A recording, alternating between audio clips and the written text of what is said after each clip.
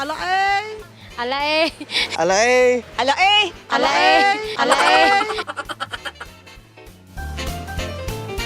For me po, ang mas maganda po siguro sahod. Because kasi po yung mga SSS PhilHealth Pag-ibig na ganyan, magagamit lang po siya once, kunwari, kailangan ko mag-loan, ganyan. Pero yung kasi sahod po everyday or yun po yung kailangan kasi ng tao, yung cash nila na maaaring magamit po.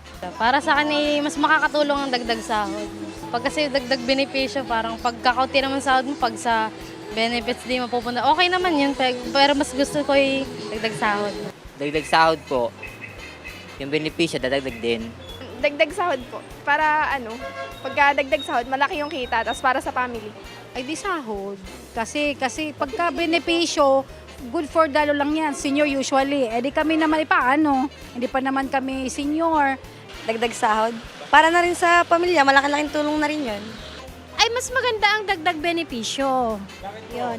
O syempre kasi ang sahod naman na uubos din, ang benefits naman kung yun palaging ibibigay, makakatulong din.